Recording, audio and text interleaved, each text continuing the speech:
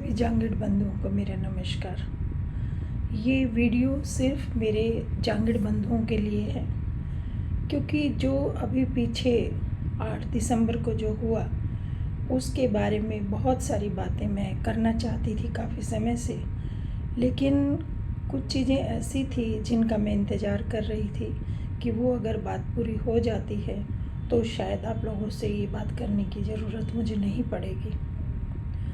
साथियों, 7 दिसंबर को राष्ट्रीय प्रधान के लिए 6 प्रत्याशियों ने अपने नामांकन भरे और उनकी लिस्ट प्रकाशित हुई।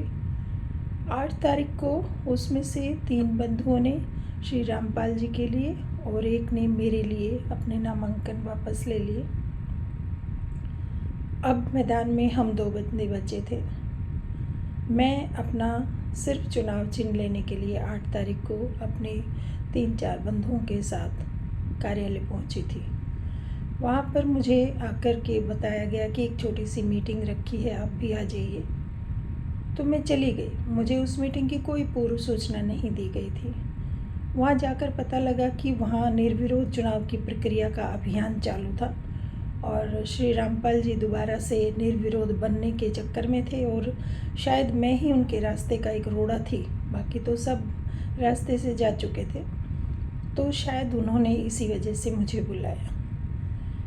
पहली बात तो मैं ये कहना चाहूँगी कि अगर किसी भी प्रत्याशी से आपको समर्थन लेना है, आपको लेना है शब्द इस्तेमाल करूँगी, क्योंकि वहाँ पर हम दोनों ही प्रत्याशी बराबर के थे। इलेक्शन से पहले कोई भी कार्यकारिणी भंग हो जाती है तो उस टाइम कोई भी पद नहीं था, यानी कि श्री रामपाल जी भी राष्ट्रीय प्रधान नहीं थे। वो भी मेरी तरह ही एक प्रत्याशी थे, सामान्य जैसे कि मैं थी। ये मीटिंग एक रखी गई, मुझे कोई पूर्व सूचना इसकी नहीं दी गई, तरीके से होनी चाहिए थी बट वो नहीं हुई। और वहाँ पर बहुत कोशिश की गई किसी भी तरह से कि भाई मैं उनको समर्थन दे दूँ। मैंने बहुत कहा कि जब अगर निर्विरोध की ही बात है तो जब 2 ही हम मैदान में हैं प्रत्याशी, तो फिर मैं क्यों नहीं। मेरी क्वालिफ़िकेशन उनसे ज़्यादा है, मेरा राजनीतिक एक्सपीरियंस है, मेरा सामाजिक एक्सपीरियंस है, मेरे पास 38 वर्षों का मेरा प्रशासनिक और कमर्शियल सेवा का एक्सपीरियंस है जो मेरे विभाग का है। मैं किस चीज़ में पीछे हूँ। जब मैं अखिल भारतीय श्री विश्वकर्मा महासंगठन की 18 स्टेट्स को लीड कर सकती हूँ, उसकी मैं राष्ट्रीय अध्यक्ष हूँ, संस्थापक सदस्य हूँ, तो क्या मैं जांगीर सभा को नहीं चला सकती। लेकिन बहुत शायद उस टाइम लोगों ने एक मन बना लिया था कि नहीं, रामपाल जी को बनाना ही बनाना है बाय हुक एंड क्रुक। जो एक मेमने और शेर की कहानी आपने सुनी होगी, तो उसी तरीके से कुछ मेरे साथ भी हुआ। मेरे वो बंधु जिनको हम बहुत अपने पास समझा करते थे, वही कह रहे थे कि रामपाल जी को समर्थन दे दो, समर्थन दे दो, समाज का पैसा बचेगा और निर्विरोध निर्वाचन की प्रक्रिया होगी, समाज साथ आएगा। बातें अच्छी थी, सुनने में बहुत अच्छी थी, लेकिन मैंने उस पर भी एक क्वेश्चन पुटअप किया था कि नेमित चंद जी के इलेक्शन के टाइम हमने एक रिटायर्ड जज को 30 लाख के करीब की अमाउंट फिर महासभा ने क्यों दी थी। अगर ये बात उस टाइम भी सोची जा सकती थी, पैसा तब भी बचाया जा सकता था। मैंने जिस भी व्यक्ति ने, किसी ने महाराज मंदिर की कहानियाँ सुनाई, किसी ने रामपाल जी को कोऑपरेट ना करने की बात की, किसी ने हरियाणा से बाहर जाकर बात की, किसी ने समर्पण की बात की, यानी कि चारों तरफ से इस तरीके से एक मेंटल प्रेशर मेरे ऊपर बनाया गया कि मेरे से लिखवाया गया। और सबसे बड़ी विडंबना देखिए कि नाम वापसी का समय 3 बजे तक का था। 8 दिसंबर को 3 बजे तक का नाम वापसी का टाइम था और 3 से 4 प्रत्याशियों की घोषणा का टाइम था। लेकिन ये प्रक्रिया करते करते 5:05 हो चुके थे और मुझसे ज़बरदस्ती करा के, मेंटल प्रेशर बना के ये पत्र लिया गया, जो बिल्कुल रूल के खिलाफ जाता है। अब यहाँ पर बात आती है कि जब रामपाल जी उस टाइम राष्ट्रीय अध्यक्ष थे ही नहीं, तो ये मीटिंग रखने का अधिकार उनको किसने दिया। उस टाइम सिर्फ और सिर्फ चुनाव अधिकारी मंडल ही क्रियाशील था। तो ये इस तरह की मीटिंग चुनाव अधिकारी के केबिन में होनी चाहिए थी या फिर चुनाव अधिकारी को उस ऑफिस में होना चाहिए था और उनके साथ सिर्फ मैं और रामपाल जी होते। ज़्यादा होता तो 2 बंदे मेरी तरफ से और 2 उनकी तरफ से हो जाते। ये उनके नेतृत्व में, उनके प्रतिनिधित्व में चुनाव अधिकारी और चुनाव मंडल जो भी बनाया था, 5 बंदों की जो ये कमेटी बनी हुई थी, उनके बीच ये हमारी मीटिंग होनी चाहिए थी। और वहाँ पर चुनाव अधिकारी को हर गलत और सही बात हम दोनों को बतानी चाहिए थी कि आप कब तक एक दूसरे को समर्थन दे सकते हैं, समर्थन देने से क्या फ़ायदा होगा, क्या नुकसान होंगे और हम समर्थन क्यों दें। यानी कि उन्हें हर चीज़ को हमें स्पष्ट करके, बता करके और ये कार्य करवाना चाहिए था। चाहे समर्थन मैं रामपाल जी को देती या रामपाल जी मुझे देते। और फिर भी अगर कहीं ऐसी कोई बात आती तो हम उसमें एक और भी प्रक्रिया अपना सकते थे। यानी कि 2 बंदे मेरे हैं, 2 रामपाल जी के हैं, तो उन 4 बंदों के हाथ से हम पर्चियाँ डलवा सकते थे। जिसका भी नाम आता वही निर्विरोध चुना जा सकता था। ये प्रक्रिया नहीं अपनाई गई। जबकि आप अक्टूबर मास की निर्देशिका देखेंगे तो उसमें क्लियरली मेंशन किया हुआ है कि चुनाव को इफेक्टेड करने वाले किसी भी तरह के रूल को तोड़ा जाएगा तो वो चुनाव सही नहीं है। फिर भी ये सब किया गया।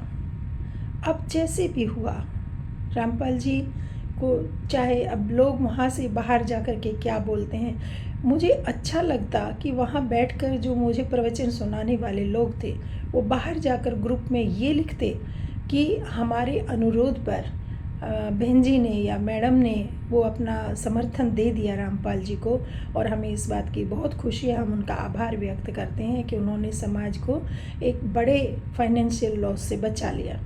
लेकिन ऐसा नहीं हुआ। बाहर निकलते वो लोग ऐसे हो गए जैसे वो मुझे जानते ही नहीं हैं। मेरे आभार की बात करना तो दूर, मुझे न जाने कैसी कैसी बातें ग्रुपों के अंदर सुनने को मिली। कोई गंगा जी का रुख मोड़ रहा था तो कोई जलेबियों की बात कर रहा था। और आप देखिए, जलेबी खाने की बातें हो रही थी और यहाँ कहीं एक पैसे का भी दूर दूर तक लेन देन का कोई मतलब ही नहीं था। क्यों?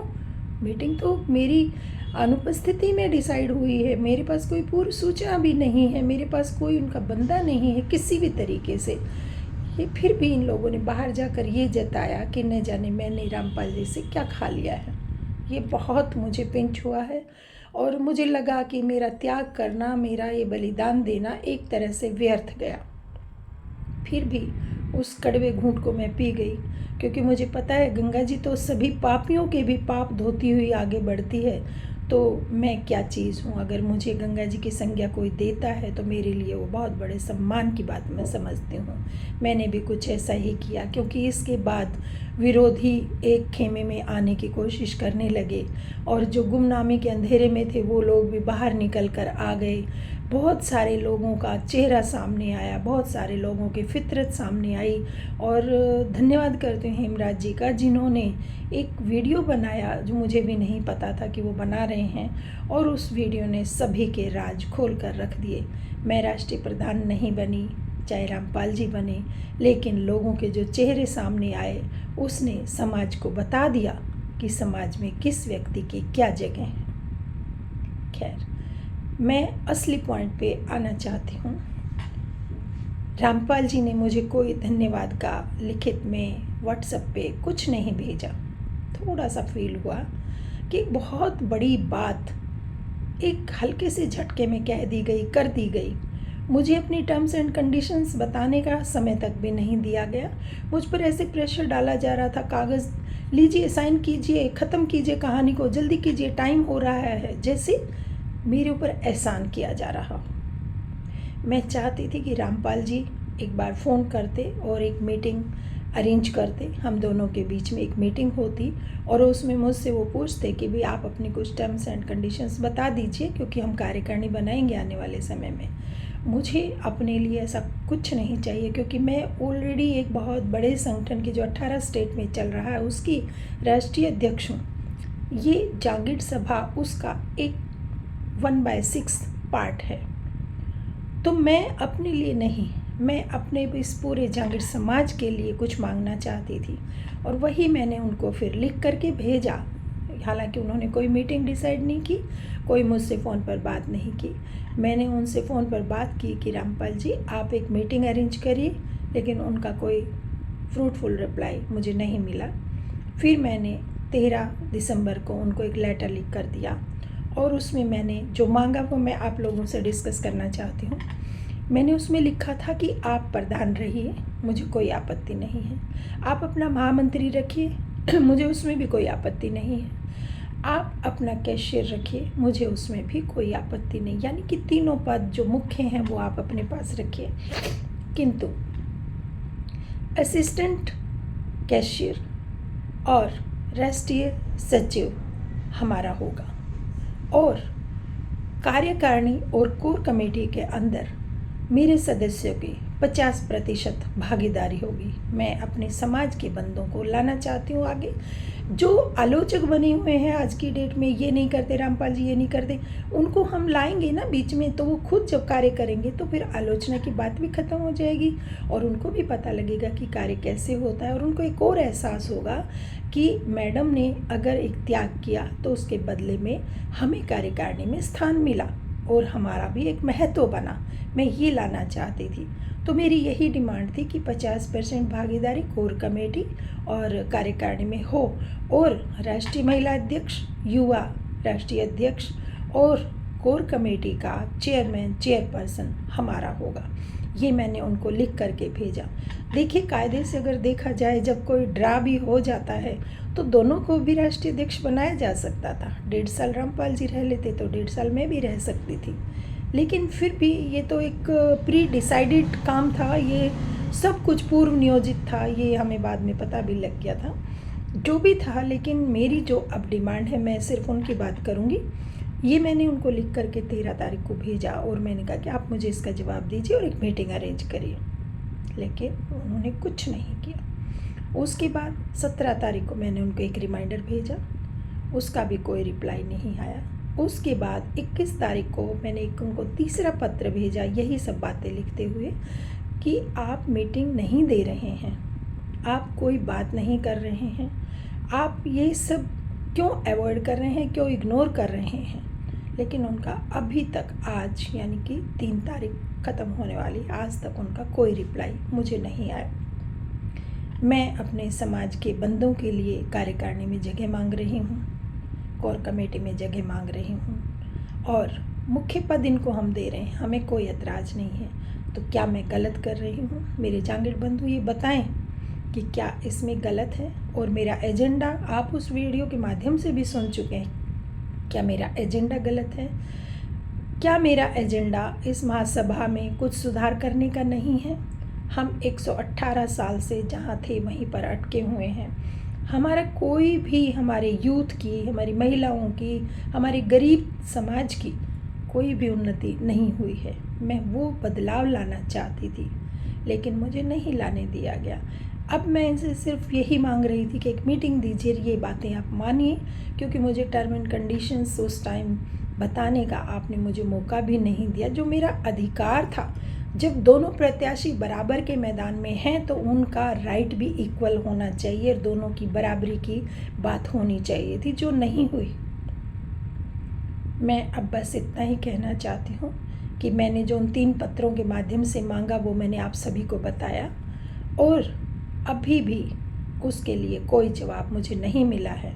तो अब इसके लिए जो भी आगे एक्शन होगा या जो भी कार्रवाई होगी उसके लिए रामपाल जी खुद जिम्मेदार होंगे, मेरी उसमें कोई जिम्मेदारी नहीं होगी। हाँ, मैं अपने समाज बंधुओं के लिए 50% कार्यकारिणी और कोर कमेटी की भागीदारी की डिमांड कर रही हूँ, करूँगी और करती रहूँगी जब तक आप नहीं देंगे। धन्यवाद। अब समाज डिसाइड करे कि आगे जो एक्शन है उसकी जिम्मेदारी किसकी। धन्यवाद। जय हिंद, जय भारत, जय श्री विश्वकर्मा।